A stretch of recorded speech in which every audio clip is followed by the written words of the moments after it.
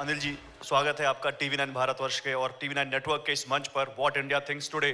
एक बार आप सब लोग सेटल हो जाइए, क्योंकि अब जो बातचीत होने वाली है ना, वो आप जैसे यंग लोगों के लिए बहुत अहम है। क्योंकि जो सामने हमारे जो शख्सियत हैं, जो पर्सनालिटी है ना, वो आप ही की उम्र में थे जब उन्होंने कुछ करने का जुनून हासिल किया था, और आज इतना बड़ा नाम बन गए हैं कि अगर उनकी नेटवर्थ के बाद के जीरो में अगर बताऊं तो शायद नंबर कम पड़ जाए।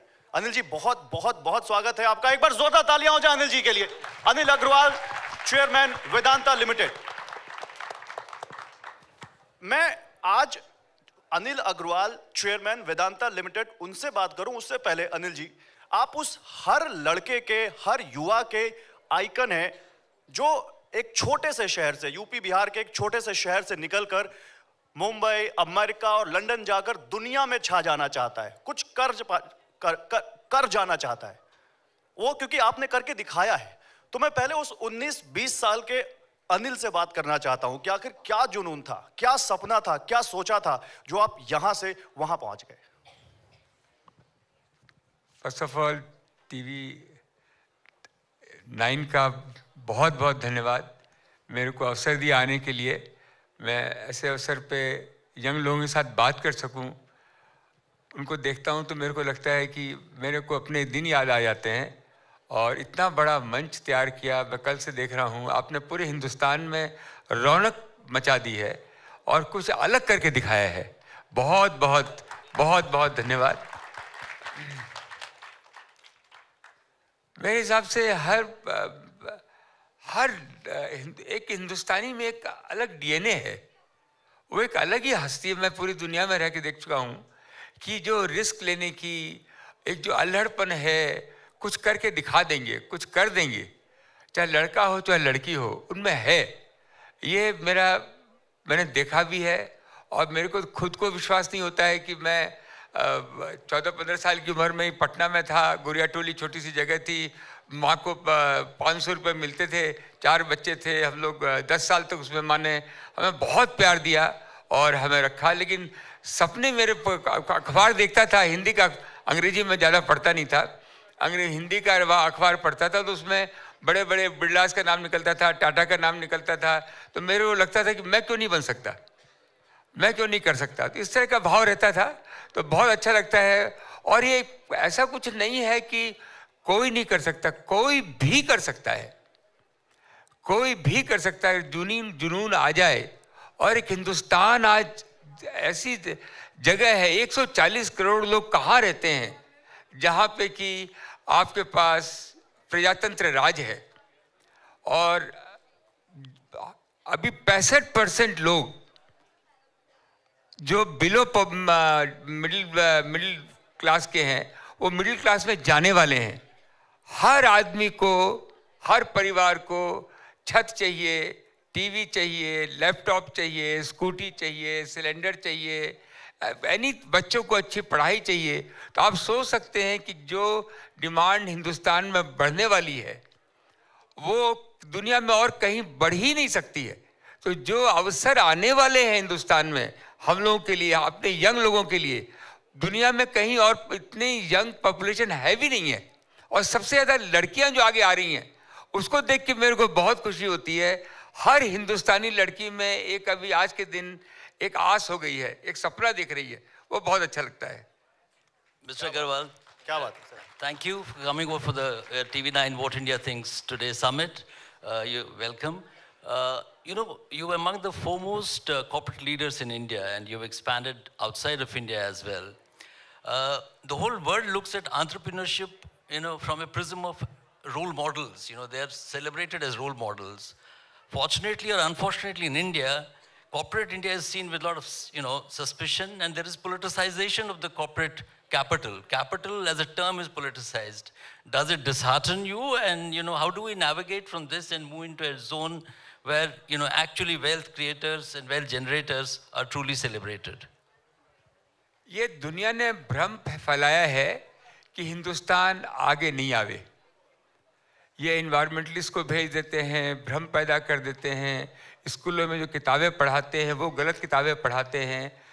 ये जो भ्रम पैदा, हिंदुस्तान तो एक, आप देखें तो 30% जीडीपी दुनिया के हिंदुस्तानी थी। आज दुनिया जो था ट्रेड में सबसे आगे था, यहाँ सारी दुनिया क्यों आई? मुगल आए लूटने के लिए, तो यहाँ सोना था, चांदी था, वैभव भरा हुआ था, उनको लूटा। अंग्रेज क्यों आए? लूटने के लिए आए, क्यों भरा हुआ है। अभी भी हमारे यहाँ कोई कमी नहीं रही है। तो अभी जो टाइम आ गया, एंटरप्रेन्योर का टाइम आ गया है। जो भ्रम जो फैलाया है कि खाली खेती से दुनिया नहीं चल सकती है, खेती के साथ में आपको कारोबार, कल कारखाने लगाने ही पड़ेंगे। और दुनिया में पहले भी हुआ है, आज भी हो रहा है। और आज हिंदुस्तानी, आप देखिए, हिंदुस्तानी तो पूरी दुनिया को चला रहा है। आज कोई भी ऐसी कंट्री नहीं है जहाँ के जो पॉलिटिशियन है, अंदर में जो थिंक टैंक है, उसमें दो इंडियन मिलेंगे। उनसे ही पूछते हैं कि हम स्ट्रेटेजी कैसे बनाएं अपनी कंट्री चलाने के लिए। चाहे वो इंग्लैंड हो, चाहे जर्मनी हो, चाहे अमेरिका हो, कोई भी कंट्री हो, वो 2 इंडियन को लेके आएगा। पर जो जर्नलिस्ट भी हैं, वो इंडियन को पकड़ते हैं, क्योंकि वो रिसर्च अच्छी करेगा, उसका डीएनए है बात करने का। तो ये बात पक्की है आपकी, जो भ्रम फैलाया गया। बट आज का जो अपॉर्चुनिटी आज हमारे यंग लोगों को मिली है, क्योंकि हमारे हिंदुस्तानी जो हैं, बचपन से ही रिस्क लेने की हम लोगों की आदत है। जो एंटरप्रेन्योर होता है उसमें क्या होता है? कैलकुलेटेड रिस्क लेना जी। वो अपना स्टेप आगे बढ़ता है, उसके जो सपने होते हैं उसको पूरा करता है, पूरा करके फिर वो आगे बढ़ता है। एक बार फेल होता है, कोई दिक्कत नहीं है, फिर दोबारा करेंगे, और वो आगे बढ़ता जाता है, अपने लोगों को साथ में लेके चलता है, अपनी टीम को साथ में लेके चलता है। एंटरप्रेन्योर का मतलब क्या होता है? एक तो रिस्क लेता है, जो उसके सपने होते हैं उसको पूरा करता है। दूसरा, अपनी टीम को बरकरार रखता है। और टीम को, कोई भी एंटरप्रेन्योर से आप मिलेंगे तो अपनी टीम को भाई बहनों जैसा मानता है। जो कि बड़े बड़े व्यापारी होते हैं, वो बोलते हैं मैं मालिक हूं, तुम नौकर हो। एंटरप्रेन्योर ऐसा नहीं बोलता है। एंटरप्रेन्योर बोलता है हम सब साथ में हम काम करेंगे। क्या बात है, एक बार तालियां हो जाए। अनिल जी, आपने कहा कि लोग फेल होने से घबराते हैं। मैंने तो आपके बारे में पढ़ा, आपके 9 बिजनेस फेल हो गए, और आपकी कामयाबी में, लोगों की कामयाबी में कुछ किसी का हाथ होता है, कोई उसके घर का, कोई बाहर का, कोई दोस्त का। आपकी कामयाबी में एक चुटकुले का बहुत बड़ा हाथ है। वो क्या कहानी है? चुटकुला बहुत लोग आते, लोग अपनी बातें कहते हैं, बट अब बोलते हैं इतने फेलियर हुए हैं। तो वो गाना है ना, कौन सा गाना है? छोड़ो कल की बातें, कल की बात पुरानी, नए दौर से लिखेंगे हम मिलकर नई कहानी, हम हैं हिंदुस्तानी। क्या बात है, एक बार जोरदार तालियां। और अनिल जी को, राकेश जी, अनिल जी को गाने का बहुत शौक है। जी, मुझे मालूम है। He is a great votary of art and culture of India. He is almost a brand ambassador himself. Anil ji, moving back to the business domain, आप उस सेक्टर का प्रतिनिधित्व करते हैं जो नेचुरल रिसोर्सेज जिसे हम कहते हैं, और दुनिया भर में जितनी बड़ी इकोनॉमीज है उनमें नेचुरल रिसोर्सेज के जीडीपी में कंट्रीब्यूशन का बड़ा योगदान है। लेकिन भारत में नेचुरल रिसोर्सेज एबंडेंस में नहीं कह सकते हैं, लेकिन अच्छी मात्रा में है। उसके बावजूद we not been able to draw the natural resources dividend. So what is the way forward and why we have taken so much time to not truly realize the potential of natural resources in this country? I mean, you're a champion of that sector. नहीं, धरती माता हमारी है। धरती माता को हम पूछते हैं। गाय है, गाय को हम पूछते हैं, तो गाय को पूछते तो गाय से दूध निकालते हैं, हमारा भरण पोषण होता है, हमारे बच्चों का भरण पोषण होता है। हमारे पास धरती माता है, उसको प्रणाम करते हैं। धरती के ऊपर और धरती के नीचे, धरती के ऊपर वो बोलती है कि भाई आप हल चलाओ, हमको धूप दो, हमको पानी दो, हमको खाद दो, हमको संभाल रखो और हमसे अनाज उपजाओ। वही बात वो कहती है धरती के नीचे, मेरे में ऑयल है, गैस है, सोना है, चांदी है, पोटाश है, कॉपर है, जिंक है, हर चीज़ है। हिंदुस्तान में एक वरदान है। हिंदुस्तान में हमारे यहाँ खनिज संपत्ति दुनिया में सबसे ज़्यादा है। फिर भी आज हिंदुस्तान में 60% जितने भी ज़मीन के नीचे की चीज़ें चाहिए वो हम इंपोर्ट करते हैं। वो दुनिया को मालूम हो गया है कि हिंदुस्तान कंजम्पशन करता है, मार्केट है। तो यहाँ पे इनका खून चूसो और इनको माल सप्लाई करो। सारा सोना यहाँ आता है, सारा ऑयल और गैस यहाँ आता है। एंटरप्रेन्योर का काम है। तो मैं रात दिन, मैं 30 साल से और 40 साल से और कुछ करता ही नहीं हूँ, खाली मैं ज़मीन के नीचे में देखता रहता हूँ क्या है। जब मैंने काम चालू किया तो मेरे पीछे इन्वायरमेंटलिस्ट लगे, मेरे पीछे समाज लगा कि माइनिंग करना खराब काम है। हमने कहा यार, बूचर हाउस में काटना खराब नहीं है और ज़मीन के नीचे से निकालना खराब है। क्या कर रहे हो? आज हर आदमी पूरी दुनिया में मेरे को बोल रहा है, जो आपने दरवाज़ा खोला, किसी की हिम्मत नहीं थी खोलने की, आप लगे रहे, डटे रहे और किसी न किसी तरह से, चाहे वो कॉपर हो, चाहे एल्युमिनियम हो, चाहे सिल्वर हो, उसमें लगा के। और सबसे बड़ी बात है कि आज एंटरप्रेन्योर का इतना बड़ा अपॉर्चुनिटी आई है। आज ट्रम्प क्या बोलता है? ड्रिल बेबी ड्रिल, कि हर यंग आदमी जो है पीठ पे ड्रिल रख सकता है। जियोलॉजिकल सर्वे ऑफ इंडिया बता सकती है कि भाई यहाँ तेल गैस हो सकते हैं, और वो जाके ड्रिलिंग मशीन लगा सकता है, उसमें तेल निकाल सकता है। अभी नया शब्द निकला है, डिग बेबी डिग, कि आप खोदो, सही तरीके से खोदो, हर चीज़ को सस्टेनेबल वे में करो। ये सब चीज़ के नियम कानून है। धरती माँ और अपने शरीर में कोई फर्क नहीं है। जैसे हम शरीर में अपने ऑपरेशन करते हैं, खोलते हैं, उसको अच्छी तरह से देखते हैं, वो धरती माता में करना चाहिए। तो हमको आज अपने एंटरप्रेन्योर पे बहुत ज़्यादा विश्वास रहता है कि वो नौकरी खोजे नहीं। जैसे कल भारत प्रधानमंत्री ने कहा नौकरी दें, वो आज 5 करोड़ रुपए तक गवर्नमेंट दे रही है लोन, जिससे कि वो ड्रिलिंग मशीन, एक्सप्लोरेशन मशीन ले सकती है, लेके ट्राई करे, एक्सप्लोर करे। गवर्नमेंट ये भी विचार कर रही है कि जो धरती के नीचे उनको अगर सक्सेस मिली, सक्सेस आपको 50% मिलेगी। आज जो टेक्नोलॉजी आ रही है उससे 70, 80, 90% भी जा सकता है, क्योंकि आपको पहले मालूम हो जाता है इस जगह में कॉपर है, एल्युमिनियम है, जिंक है, या ऑयल है, गैस है। तो ये चालू हो रहा है, ये चालू हो रहा है। और मैं सपना देख रहा हूँ कि हमारे एंटरप्रेन्योर जो हैं नेचुरल रिसोर्सेज में भी घुसे, क्योंकि सारी दुनिया जो है नेचुरल रिसोर्सेज ही आगे बढ़ी है। अमेरिका उसी से डेवलप कंट्री बना, ऑस्ट्रेलिया, मिडल ईस्ट, तेल जमीन के नीचे से, यूरोप, कोई कंट्री देख लीजिए, उन्होंने जमीन के नीचे से धन निकाला, उसको प्रोसेस किया, तो वो धनवान बने। और खेत जो धरती के ऊपर है वो सब खाना पीना कर सकते हो, लेकिन अगर धन बनाना है, अगर पैसा बड़ा बनाना है आपको, तो वो धरती के, मैं बार बार बोलता हूँ कि भाई अभी जो टैक्स बढ़ते हैं, या अभी जो माइनिंग में भी बहुत टैक्स लगते हैं, तो हमारे जो पैसा वसूल वाले, जो इनकम टैक्स वाले हैं, जो लोग, उनका नाम भी कलेक्टर रख दिया है, कलेक्ट करते रहते हैं।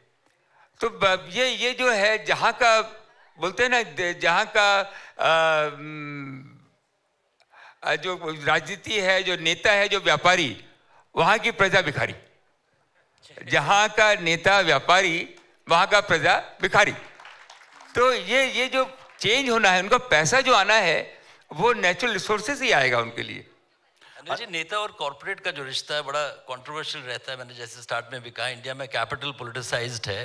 इंडिया की जो इकोनॉमिक सिचुएशन है बहुत ही अच्छी अभी है रिलेटिवली, लेकिन गवर्नमेंट ऑफ इंडिया का ये मानना है कि कॉर्पोरेट टैक्स के देने के बावजूद भी जो प्राइवेट सेक्टर का केपेक्स है, मतलब प्राइवेट सेक्टर का खर्चा देश की ग्रोथ में उस मात्रा में नहीं है जितना होना चाहिए। जबकि पिछले 3 वर्षों में कोविड के बाद ज़्यादा से ज़्यादा जो हेवी लिफ्टिंग है वो गवर्नमेंट ऑफ इंडिया ने की है।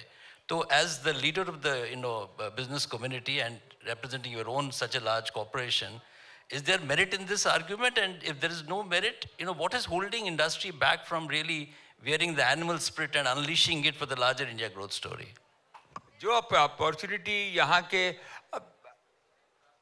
इंडस्ट्रीज को है, नए लोगों को है, बहुत ज़बरदस्त अपॉर्चुनिटी तो है ही, लेकिन धीरे धीरे लोग कम बड़ी इंडस्ट्री लगा रहे हैं।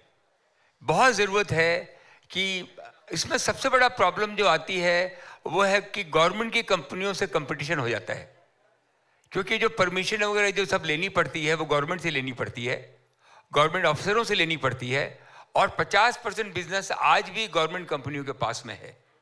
जब प्राइवेट कंपनियां कोई भी बड़ी कंपनी लगाती है तो उनको मेरे हिसाब से एक सौतेला बर्ताव मिलता है।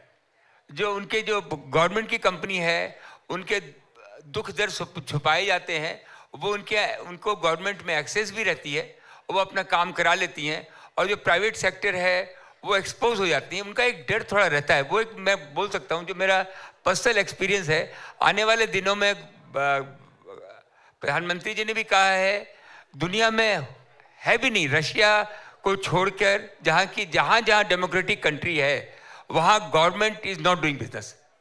Government has no business to be in a business in a democratic country, और India is on this path. The moment the government comes out, लेकिन मिथ फैला दिया गया है कि भाई अगर गवर्नमेंट का बिजनेस प्राइवेट में हाथ में आ जाएगा तो नौकरियां कम हो जाएंगी। मैं आपको एक एग्जांपल देता हूं। हिंदुस्तान जिंक जो कि बंद हो रही थी, भयंकर नुकसान में थी, हमने उसको लिया। हमने उसको लेकर, उस समय 5,000 आदमी थे, आज हमारे यहाँ 22,000 आदमी हैं।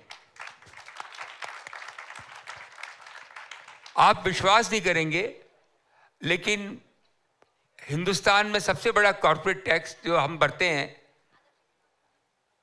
हम बोलना नहीं चाहते हैं, लेकिन 6 लाख करोड़ रुपया खाली टैक्स भरा है।